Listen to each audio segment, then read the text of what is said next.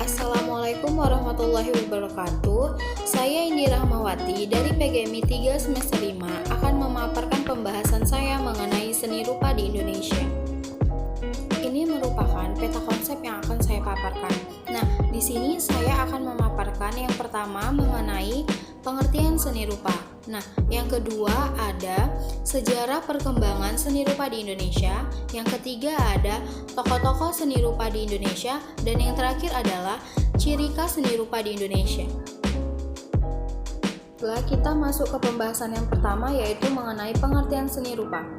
Seni rupa merupakan suatu cabang seni yang menghasilkan karya seni di mana bentuk dan kualitasnya dapat dirasakan oleh indera manusia, khususnya indera penglihatan dan indera peraba. Nah, karya seni rupa juga dapat dinikmati oleh masyarakat secara umum karena dapat memiliki bentuk dan wujud nyata dan dapat dilihat. Pembahasan kedua yaitu mengenai sejarah perkembangan seni rupa di Indonesia. Nah, yang pertama itu ada masa prasejarah Indonesia. Nah, pada masa ini itu belum ditemukan sumber-sumber atau dokumen-dokumen tertulis mengenai kehidupan manusia. Latar belakang kebudayaannya pun berasal dari kebudayaan Indonesia yang disebarluaskan oleh bangsa Melayu tua dan bangsa Melayu muda. Nah, pada masa ini itu mereka menganut agama animisme dan dinamisme yang melahirkan bentuk kesenian sebagai media upacara yang bersifat simbolisme. Nah, pada zaman prasejarah ini terbagi menjadi dua, yaitu seni rupa zaman batu dan seni rupa zaman logam. Yang kedua yaitu pada masa Hindu-Buddha. Nah, di wilayah Indonesia, agama Hindu-Buddha berbaur dan berakulturasi dengan kebudayaan Indonesia setempat pada masa prasejarah sehingga akhirnya memiliki ciri khas sendiri. Nah, datangnya kebudayaan yang berdasarkan agama Hindu dilakukan melalui jalur perdagangan, politik dan penyebaran agama. Nah, pusat perkembangannya itu berada di Jawa, Sumatera dan Bali, serta didukung dengan kebudayaan istana feudal yang berlandaskan agama Hindu-Buddha, namun telah disesuaikan dengan kebudayaan setempat. Nah, pada masa ini itu karyanya yaitu seperti candi, prasasti. Nah, yang ketiga ada masa Islam. Nah, pada masa ini itu merupakan perkembangan lanjutan dari kebudayaan Indonesia yang sudah bercampur dengan Hindu-Buddha yang kemudian disesuaikan dengan ajaran agama Islam. Nah, sinterisme kebudayaan sebelum Hindu pada masa Hindu dan masa Islam mendasari perkembangannya. Contoh seni rupa pada zaman ini tuh wayang kulit. Nah, wayang kulit itu sebagai penyebaran agama Islam, ajaran agama Islam. Nah, wayang kulit itu disesuaikan dengan ajaran Islam oleh Sunan Kalijaga dan Wali Songo yang dilestarikan hingga sekarang. Nah, yang terakhir itu ada seni rupa Indonesia modern. Nah, pada masa ini itu seni rupa sudah mengikuti kaidah seni rupa Eropa atau kebudayaan Barat, namun tidak meninggalkan nilai-nilai kepribadian seni rupa Indonesia. Nah, perkembangan seni rupa modern sejalan dengan perjuangan rakyat Indonesia untuk membebaskan diri dari penjajahan pada masa itu.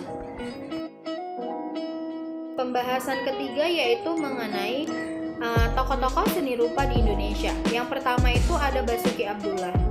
Basuki Abdullah ini merupakan seorang pelukis maestro dengan aliran seni rupa realis dan naturalis. Nah, salah satu contohnya yaitu lukisan yang berjudul Kakak dan Adik.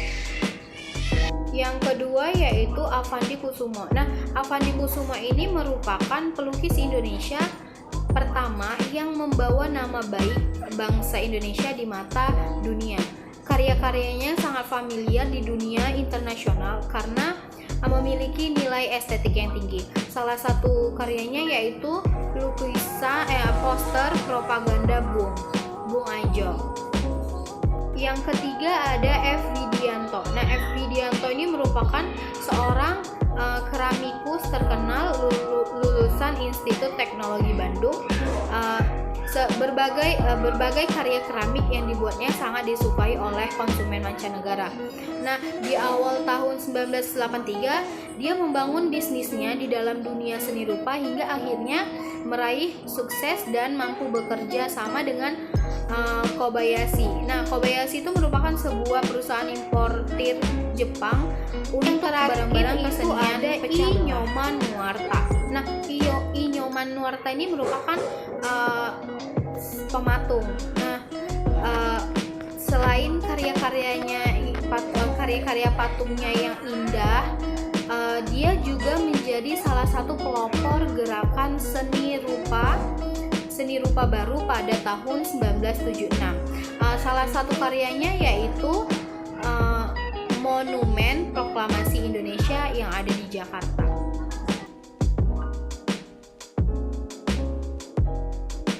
Pembahasan terakhir mengenai ciri khas seni rupa di Indonesia. Yang pertama itu bersifat tradisional atau statis. Nah, Indonesia tidak melepaskan kebudayaan lamanya yang kebanyakan adalah agraris dan maritim. Nah, yang kedua itu bersifat progresif atau dinamis.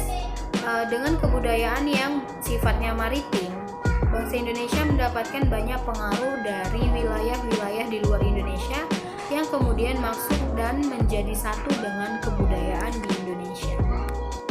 Selanjutnya yang ketiga bersifat kebinekaan. Nah, sebagai negara kepulauan, Indonesia memiliki kekayaan dan keragaman seni rupa yang berbeda antara satu daerah dengan daerah lain.